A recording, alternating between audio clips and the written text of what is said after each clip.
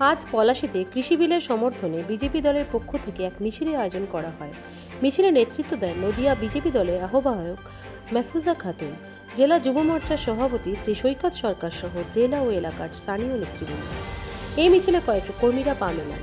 মিছিলে পরবর্তী সময়ে পলাশী নেতাজি স্ট্যাচু মোড়ে এক পথসভা আয়োজন করা হয়। এই সভায় বিজেপির আহ্বায়ক মেহফুজা খাতুন সংক্ষিপ্ত বক্তব্যে বলেন, উত্তরপ্রদেশের মনীষা বাল্মীকি নামে যে মেয়েটির নারকীয় ঘটনা ঘটেছে, এটা খুবই দুঃখজনক ঘটনা। উত্তরপ্রদেশে যোগী সরকার এসপি সহ 7 জন পুলিশ অফিসারকে সাসপেন্ড করেন।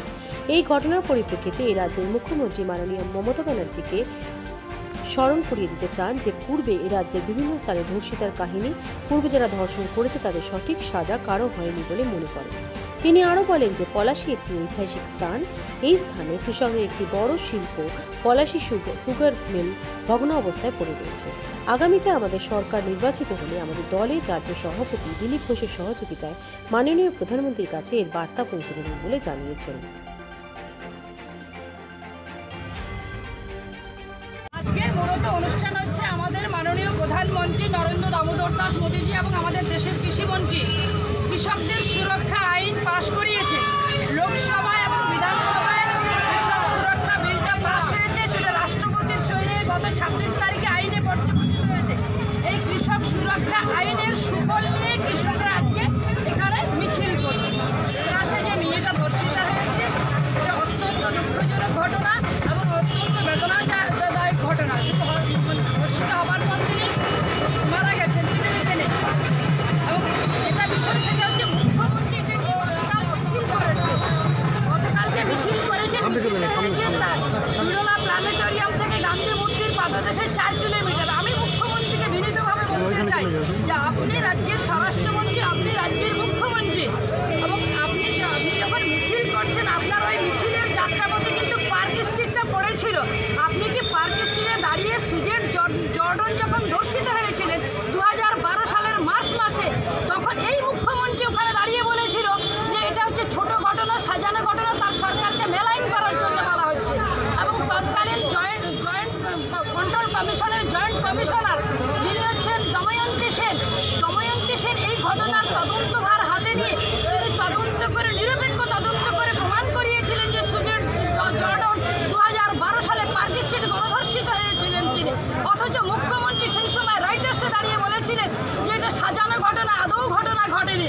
এবং যিনি কাকুলি দেবী, যিনি বারাসতের এমপি, তিনি সে সময় দাঁড়িয়ে বলেছিলেন যে ওই মহিলা হচ্ছে দেহ ব্যবসা করে এবং ওই মহিলার সঙ্গে খদ্দেরদের একটা ঝামেলা হয়েছে। আর এরা যাচ্ছে যারা এখানে মহিলাদের মান সম্মান নিয়ে কিচ্ছু করছেন এবং যারা ধর্ষক তারা কোনোরকম তাদের বিরুদ্ধে কোনোরকম শাস্তি নিচ্ছেন না। একটাও ধর্ষক যারা একজনের দৃষ্টান্তমূলক শাস্তি হয়নি। রাজ্যে উত্তরোত্তর ধর্ষণের ঘটনা বেড়েই চলেছে, গ্যাংরেপ হচ্ছে এবং গ্যাংরেপ হয়ে মার্ডার হয়ে যাচ্ছে। তখন মুখ্যমন্ত্রী একবারও মিছিলে হাঁটছেন না।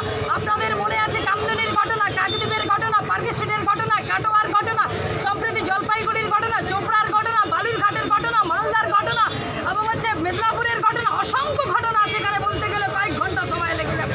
মুখ্যমন্ত্রী একটা ঘটনাতেও কিন্তু মুখ খোলেননি এবং তিনি বলেননি যে এই ঘটনার আমি উপযুক্ত তদন্ত করব, উপযুক্ত শাস্তি দেব, একটাও বলেনি।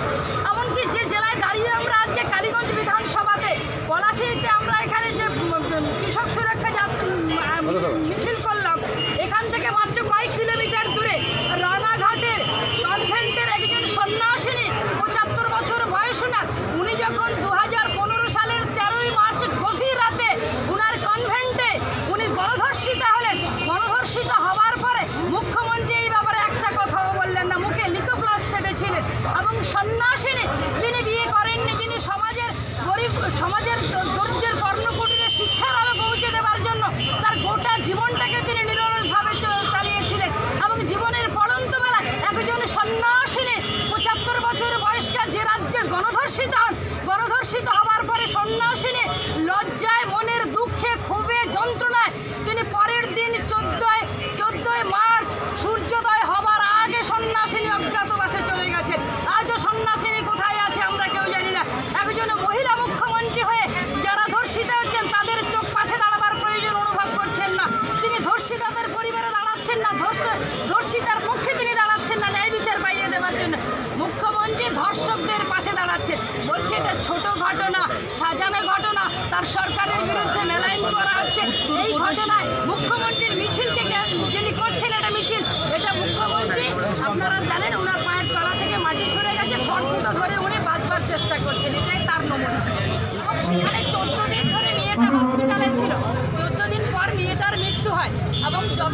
নিয়ম মেনে পুলিশ প্রশাসন, ওই জেলার এসপি, ওই জেলার ডিএম এবং আপনারা জানেন সেই রাজ্যের মুখ্যমন্ত্রী 7 জন এসপি সহ 7 জন পুলিশ অফিসারকে সাসপেন্ড করেছে, ডিএমকে সাসপেন্ড করেছে।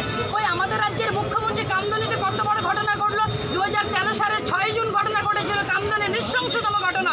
আজও তারা বিচার পায়নি, পার্কিস্টেডি বিচার পেল না, গণধর্ষণ ঘটায়। অসংখ্য হাজার হাজার মা বোন রাজ্যে গণধর্ষিতা। কেন্দ্রীয় সরকার আমাদের আছে, আমরা কেন্দ্রীয় সরকারের দৃষ্টি আকর্ষণ করবো।